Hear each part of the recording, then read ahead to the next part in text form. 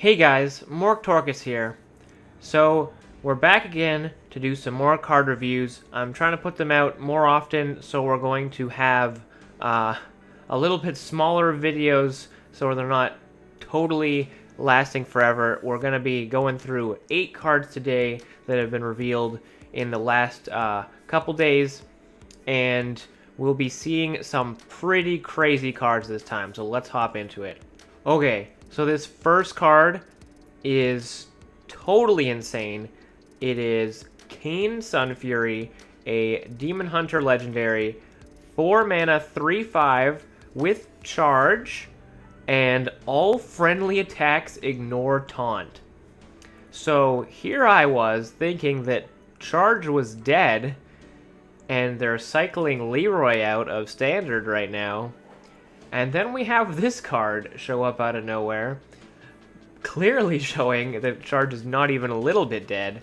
This is even harder into the let's go face than anything, because not only does it have charge, it's letting any other card that has charge, or any weapon that you have, or any minion you already have on board, ignore those taunt minions. I don't know what Blizzard is thinking with this. I guess Demon Hunter is the new mega aggro class, because this is the most aggressive card I've ever seen.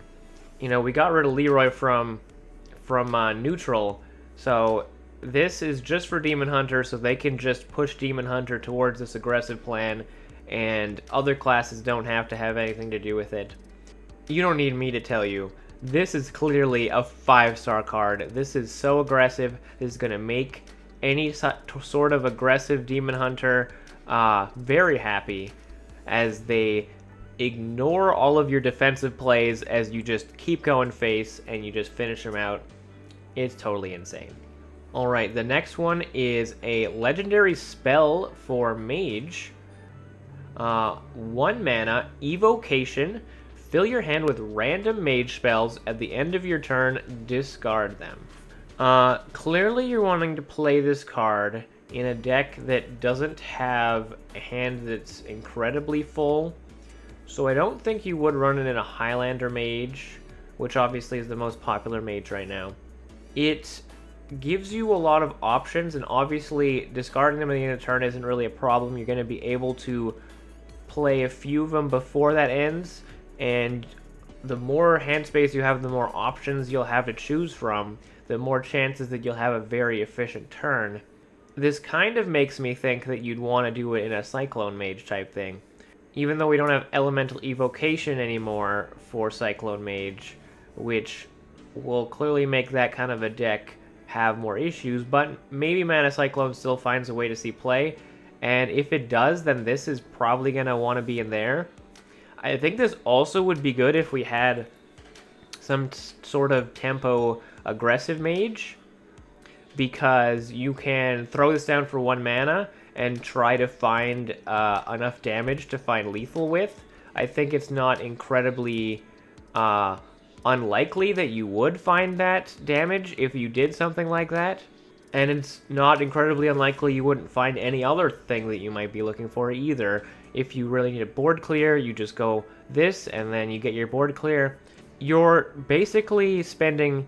If you wanted 1 card, specifically, and you had maybe 6 slots in your hand, so you're getting basically a double-sized Discover at that point. So you get a double-sized Discover, and you get to pick the 1 spell you need, and it's just a 1 mana for that effect. And that seems pretty good. And in a lot of other cases, you're going to get something better than that, because you get more than 1 spell out of it. So it seems really strong to me. I just don't know if it's going to be strong in the decks that are viable, is the main thing. 3 slots is 1 Discover, right? You get to choose 1 spell from 3 cards and potentially use more than 1 of them. Maybe you could put in a Highlander Mage. You're not always going to have a full hand, especially if Highlander Mage does somehow become a little faster and burn more resources in the next iterations that we'll be seeing. I'm going to give it 4 stars. I think it's a very solid card. Then we have Maiev Shadowsong, a legendary for neutral, 4 mana, 4/3, Battlecry, choose a minion, it goes dormant for 2 turns. So, Maiev is the one that imprisons people, as far as I'm aware from the lore. She's the one who imprisons Illidan, I believe. So it makes sense that she's making people dormant, and that's this whole dormant idea, is this imprisoning the minions so that they have to wait to get out kind of thing, right? So it's kind of a removal, but not really, because they come back in 2 turns. It's an interesting idea. I've seen some custom cards that have dabbled in this kind of a thing before. I think it would be a really good tool for aggressive decks, because you can make dormant a taunt, and then it won't be able to block for a couple turns, and then maybe by that point you've already won the game, perhaps. Or maybe you're just playing it in a control deck, and you just put dormant something that you can't deal with right now, and hopefully in 2 turns you can deal with it. Either way, I think the ability to stall on this kind of stuff is going to be beneficial to a lot of classes.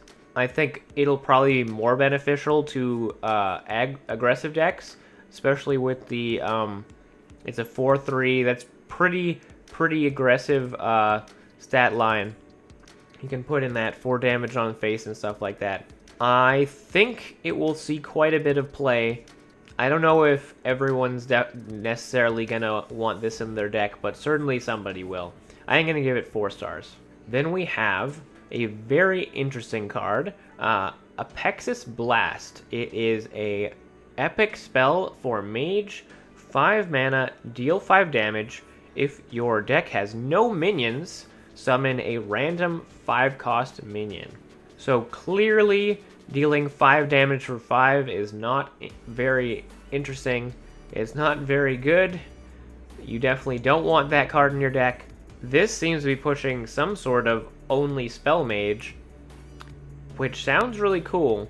Looking at mage right now, with the cards that they have in their pool at this moment, I'm not really sure I see a possibility for making a deck like this. Sure, you're getting these 5-cost minions off of this, which could still low roll and stuff like that, but that's not going to be much of an upside if the rest of your deck falls apart because it can't do very much.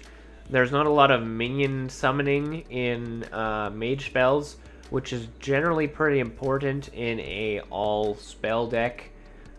We've seen Spell Hunter be a thing before, where they only ran spells, and many of their spells summon minions, so it wasn't a problem for them.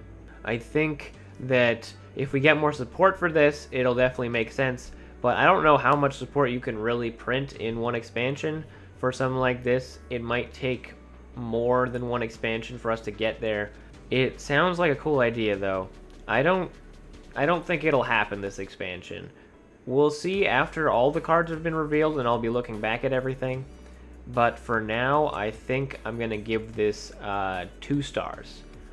Definitely, once it finds support and we see a solid no minion mage having some sort of framework, then we'll take a look back at it and see if it looks more viable then.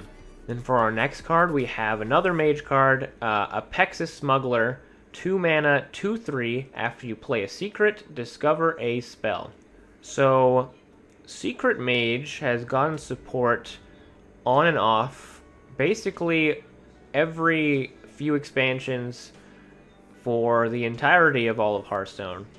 They haven't always been at the same time that they lined up to make a decent Secret Mage. In Wild, we have a very good Secret Mage right now, but in Standard right now, I wouldn't say that we have the best secret support. I think Secret Mage is always really held back by the cost of secrets in Mage. The fact that they cost 3 is very, very expensive, and a lot of these cards are like, yo, play a secret with this card at the same time, so you get an upside. Like this one. And that's 5 mana if you want to do that. Sure, you can leave this down on 2, but if it gets removed, then you're getting no upside, and then it's just a 2/3, which is fine, obviously, but it's certainly not going to win you games if your cards are doing nothing besides being stats, not in the current standard anyways. Discovering a spell is also not incredibly exciting in Mage. They get a lot of spell generation from a lot of things already. So it would be a nice upside in a Secret Mage deck if we could make a Secret Mage deck. But yeah, this current Secret Mage support is fine at best. And again, similar to the last card, it's working towards an archetype that doesn't have a lot of support right now. Or rather, the support it has is not really getting there yet.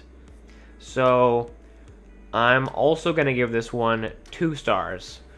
And I'm not incredibly optimistic that it will get the support it needs, but it's another cool card to check out in Wild perhaps if you're doing Secret Mage. I think there are better options than this one though. Especially in Wild, the Secret Mage is very aggressive. This is definitely not a very aggressive card at all. Alright, next card is our first neutral imprisoned card, which is the Imprisoned Vile Fiend. 2 mana, 3/5 demon, dormant for 2 turns with Rush. So that's kind of cool, right? You play it on 2, and then it comes out on 4 as a 3/5 Rush. So that's a well-statted Rush minion for sure. So all these imprisoned cards are like really pushing this mid-game strategy. So they're leaving themselves very open to much faster decks. But this is a big swing when you come back. And then you are able to play other things on that turn 4 as well. So this you get this 4-drop, another 4-drop. You're trying to start winning again after you started losing before. But if you are playing as a slower deck, then you weren't actually losing at all. Because they weren't pressuring you. The fact that it does have Rush means that you can immediately start taking back that board that you've lost. So I do like that. I think that a slower deck would like something like this. Maybe even a mid-range deck would like something like this. The fact that you can give up your early turns, especially if your class that you're running doesn't have a very solid 1 mana, 2 mana level of minions, and you just would rather run this, and you potentially have more healing in your class so that you can make up for the damage that you've taken while you were keeping these things imprisoned. At least for this one, you're not pushing things back too far. Like, you're getting this on turn 4, which seems really fine to me.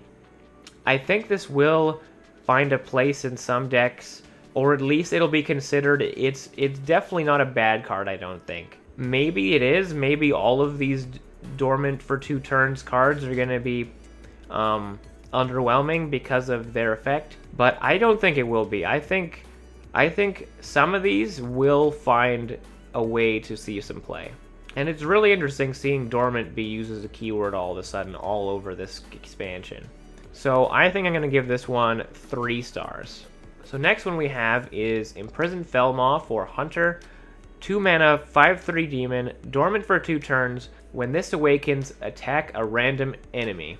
The thing about this one is hunters are generally very aggressive. This is also a very aggressive card in terms of the dormant cards. This is much faster than the other ones because it can go face immediately, which is something that hunters like to do.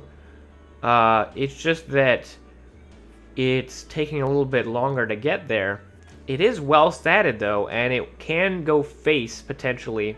I think if you're going first and then it goes, you play this on 2, and then your opponent is gonna go, and then they're gonna have their turn 3 going into the turn that this goes off. So you're probably at worst gonna be getting absorbed by a 3-drop, which generally speaking won't have 4 attack, won't be able to kill this. So at the very least, I think this will always get a 2-for-1 because it will deal with whatever minions are on board. And if there aren't any minions on board, it's going to get that free face hit. I think I like it. You are foregoing some immediate stats on board, and you're not putting on that damage earlier on. So some decks might, by turn 4, start having ways to deal with things like this. Especially all these demons like Zephyrus has the access to Sacrificial Pact. That's always a thing we have to consider with all of these demons, is that Zephyrus has Sacrificial Pact, that's a heal for 5 and removes a demon. Something like this might just go off and then get answered super easily, and then you've fallen really far behind because you've given up your earlier turns for stuff like this. But you can't always rely on something like that either. I think I do like it. I think I like it more than I think some other people have been saying they like these kinds of cards. Like, they're delayed, but you're putting more into these mid-game scenarios, and this one's actually putting on damage as soon as it happens. It's generally going to kill a minion if it hits a minion, and then you get to take a removal or fight another minion. There might be better, faster options. That's why I'm a little bit hesitant about giving it 4 stars, so I'm going to give it 3 stars. It's definitely an option you'll look at, I think, and it might find some ways into some decks for sure. And then for our last card for today, we've got a neutral legendary, Magtherion. This is a big one. 4 mana, 12 demon. My goodness. Dormant, Battlecry, summon 3 1/3 enemy warders. When they die, destroy all minions and awaken. That's a big effect. So this is a Deathwing, which is a demon. Again, demon has the weakness to Zephyrus and Sac Pact and stuff. Warlock's going to be running Sac Pact all over the place if demons get popular like this. Yeah, this is a Deathwing. It comes in and destroys all the minions when it gets summoned. So that's really cool, and you can get it down pretty early, potentially. Just looking at it, you're giving your opponent 3/6 of stats on turn 4 if you play it on curve. That's actually quite a lot for you to deal with that early, and it's probably going to be too much for you to deal with, honestly. So I think you won't play it on curve. I think that's a little bit too difficult for you to pull off coming back in that sort of a game. So instead, I think you generally want to run this with something you can immediately deal with the 1/3s with. I looked at the options that we have. Almost all of the good options are Warlock cards, so I think this will fit into a Warlock deck. You've got Dark Skies, as long as you have no other targets and 9 cards in hand after you play this. So you'd have to have 10 cards in hand, I suppose, or more because of, what's his name? You know the card I'm talking about. The other option you have is Hellfire, obviously. So that makes this an 8 mana combo. And then your third option is Crazed Netherwing, which you need a dragon for that, obviously, but that's something that we've been seeing in Warlocks lately, so that definitely seems like something you can do. Then in other classes, we've got Demon Hunter has Chaos Nova, that's for 5 mana, so that's a 9 mana combo. Hagatha's Scheme or Lightning Breath and Shaman are options, but those either require the Hagatha's Scheme to sit in your hand, or Lightning Breath needs a dragon again. Beyond that, I don't really see any other ways to do it, so this might be pretty hard for most classes to actually pull off. And also keep in mind that you're burning these big board clears to combine with this, and then he's just going to actually clear the board himself anyways, so it's kind of a play where I think you'll save it for that moment when your opponent's board is very difficult, and then you want to clear it, and then you can put this threat at the same time, and it kind of isn't that expensive to add in. You're adding a 4 mana 12/12, and it's not a huge investment if you're already planning on removing the board on that turn. So I think maybe it finds a way into these strange control shamans that would be running the cards that I mentioned, or definitely in Warlock is where I'd expect it to be. Because again, you're not going to be playing this on curve. You're not going to be expecting to just trade minions into these things and see what happens. Also, there's the concern that I'm not sure how it works if they don't die, if they're instead bounced or evolved or something strange like that.